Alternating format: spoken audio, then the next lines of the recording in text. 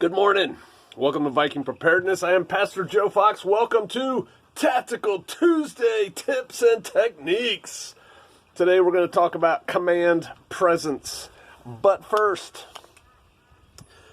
COVID-19 tip for the day. I read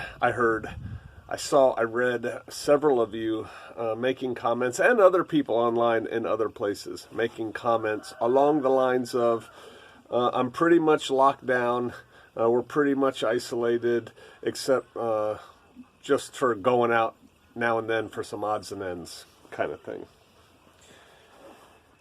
Stop doing that. Instead of going out now and going out then and going out here for odds and ends, do it all now. Make a list, decide everything you're going to need, and go do it now all at once. Why? No matter what you think about this COVID-19, it's going to get worse. Can we agree on that? More and more people, we have certainly not peaked, right? So more and more people are going to be infected. There's a couple zombies out there right now. There's going to be more. Go out there now, do what you need to do so you don't need to go out there 3 days from now when there's more zombies, and 2 weeks from now when there's 14 times as many zombies, and go now. Sit down, use some discipline, make your list, figure out everything you're gonna need. I don't care if you're going back and forth to work or not. There's no excuse. Don't stop somewhere on the way back from work to just pick up a little something. Get it now, like today.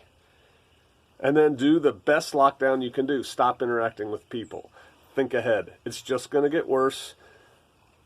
Finish your interaction with people. And for those of you saying, well, if I do that, I'll lose my job, that's your call. All right. Command presence. First, coffee. There will be a story in today's lesson. Matter of fact, let's start with the story. Do you want to start with the story? I was at a school, a long school. It was a Navy school. 90% of the people there were Navy officers, mid-grade, lieutenant to lieutenant commander, although there were many higher-ranking officers as cadre and staff and whatnot there. A very few of us, 10%, were from the other services and civilian life, government. Of the Army people there, at this particular function that we were at, there were 3 Special Forces guys. I was one of them. And so we were at a cocktail party, an official cocktail party, where we're all wearing our uniforms with our spaghetti salad, all our little ribbons and shiny little medals and things, and we're all looking oh so pretty. And our wives are there. They're wearing gowns and jewelry. And we're sipping, adult beverages. And I don't know, 150 people were there. And we're just standing around trying to maintain some decorum and not get too inebriated, not act the fool. Everyone's kind of, looking very like that. And a waiter comes in, walks up to the group that I'm standing in with the 2 other Special Forces guys and about, 6, 7 Navy officers. And he was wearing, this was a pretty hoity-toity affair. He had on like his little waist white, coat that comes down to his waist with the little towel over his arm and stuff. And he looks very worried. He looks very concerned. And he says, excuse me. And he's looking around to try and have somebody stand up and exercise command presence and say, yes. And he goes, and we're all just looking at him. He goes, there's been a bomb threat called in. We don't think it's anything, but we need to evacuate this room. Okay, we're on a Navy post. We're surrounded by Navy officers. We're in an immediate group that this waiter is talking to of twice as many Navy officers as the 3 of us. And the three of us make eye contact. Tactical, interesting thing. How do you think we were standing in that circle, the three of us? Picture a triangle. Anyway, we all look at each other, and the Navy guys are just like, well, who called it in? I mean, how do you know? You know what they were doing? Not doing very well getting through their OODA loop. I can't believe this is happening. I need more information. What do you want? And so we looked at each other, and then my buddy Pat O'Rourke, nods, walks to the center of basically where all these people are gathered. And I said room, but we were actually in like this outdoor patio kind of area with tiki torches and stuff. And he said, you know, now this is cocktail party conversation going on. That's the tone, that's the level of it, right? You know, clinking glasses, people talking, women laughing in the background. He goes, at ease! And everyone's like, whoop! And looks at him. He goes, we've had a bomb threat called in. I need everybody to move in a calm manner in this direction right now. And then I was over where everybody was supposed to move. It was really the only logical way to get out of this place. And I'm like, over here, over here. And the other guy was standing at the door where people were still trying to go deeper into the building to get out. He's like, nope, go that way. And we evacuated the whole place. Turned out, of course, it was nothing. We talked about that, the three of us, afterwards, about how in this event, this soiree, when something happened, we were the ones that made things happen. That was command presence. Why was it not exercised by the Navy? I have my theories on that, but we have Navy people here, so, you know, don't worry about it. It was what it was. Command presence. It's fun to say in the tactical circles, you know, there's three kinds of people. The vast majority are sheep. The sheeple. That's true.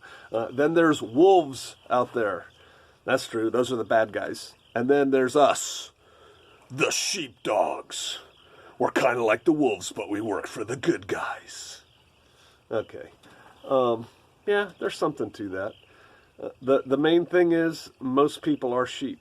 Bah. And of late, the sheep are starting to get panicky, right? The sheep are starting to not be quite as docile. They're starting to either freeze in fear and panic, or it was funny, a couple days ago when I was at Walmart just watching the people. Matter of fact, another aside, Sister Kate and I had our little briefing before we went, how we were going to act, what we were going to do. And one of the things was we didn't want to stand near anybody. And we got trapped in an aisle. We're going an aisle, and it's like these people in front of us, like, I don't know, 4 people with carts. And then people came in the aisle behind us back there, and the people in front of us aren't moving. They're just kind of looking in shocked wonder at the empty shelves, like slack-jawed. And I could have said, excuse me, do y'all want to move? I could have done that. You know what I did instead? Sorry, it was mean, I know. I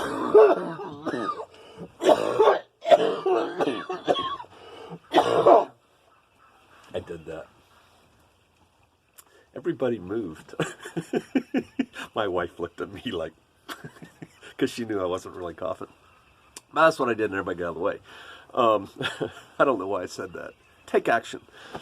Get the sheeple moving in the direction you want them to do. Command presence. It does not come natural to most people. Most people don't have it, but there's good news, Vikings. You can develop it. You can develop aspects of it. When I first joined ROTC, which is where they try very hard to make you a officer, 1 day a week and 1 weekend a month or something like that. And yeah, but they try. Why you go to college? One of the assignments we had, and I'm trying to remember if it was a book. I think they gave us a little, man, they were writing like these comic book things back in the early 80s. Because I guess they figured the Army was too stupid to read a manual. But there's commands that you give in the military. At ease is one of them. You know, fall in is another one. Right face, left face, forward, march. And There's a reason for that. You know, people who practice things today like the militia and stuff like that, they're totally, to a very large degree, not really into drill and ceremony. We don't march like pretty little soldiers and stand in pretty little formations. We're guerrillas. The reason for drill and ceremony, which is when you have the people all standing in lines and ranks and columns and they all move in unison and do things. It started out in the military probably with the Romans when they started fighting as blocks of unit to keep everybody together. But there's more to it than that. It gets people used to working in unison as a team with everything. It gets people, soldiers, used to obeying orders.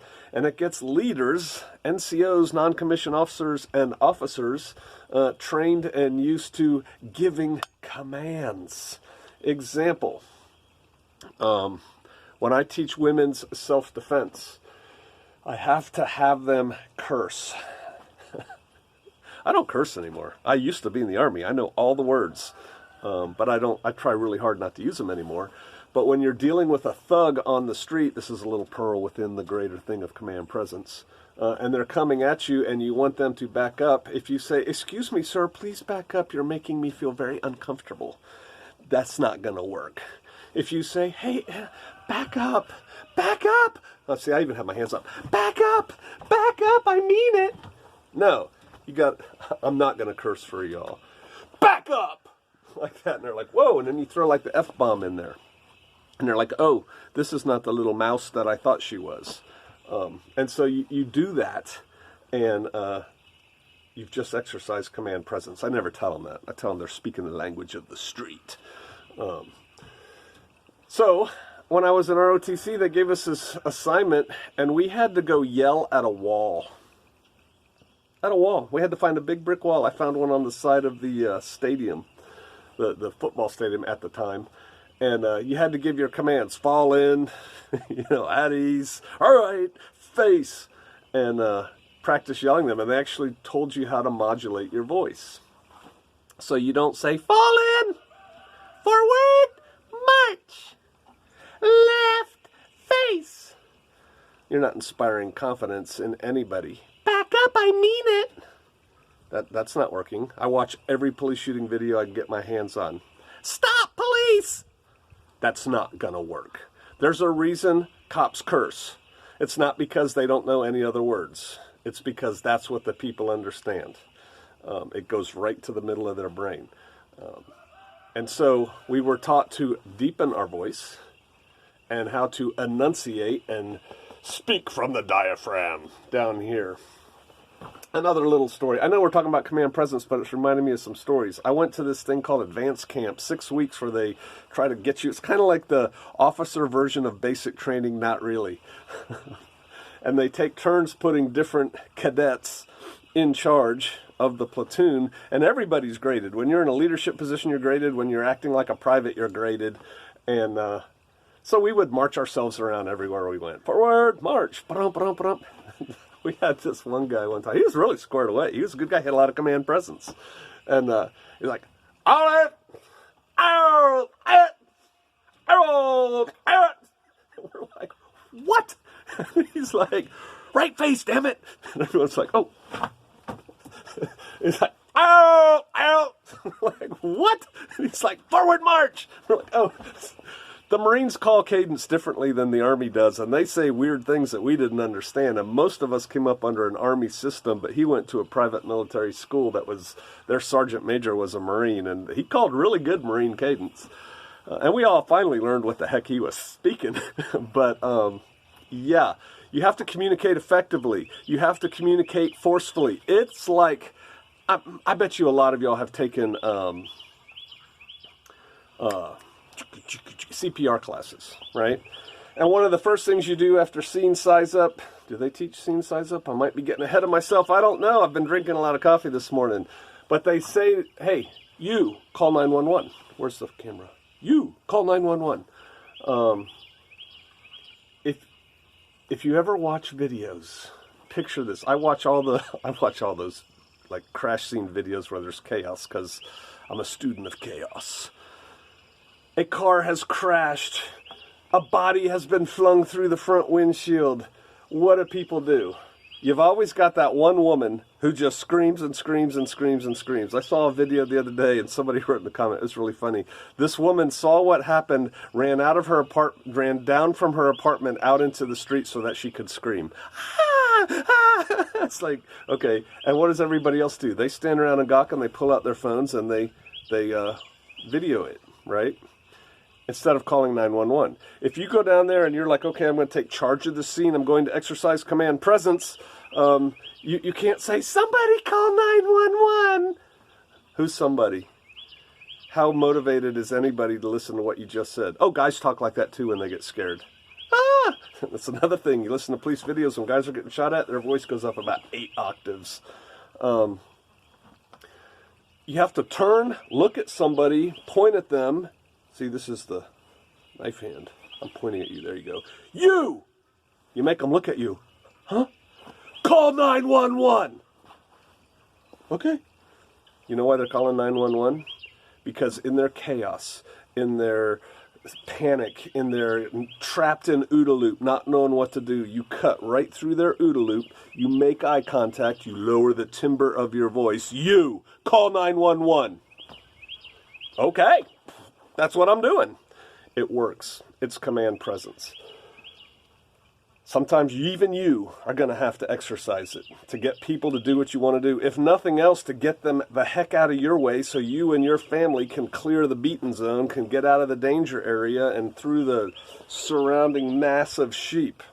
And so some things to think about, to establish, to exercise command presence. Number one, I talked about it, your voice. You have to speak deeply.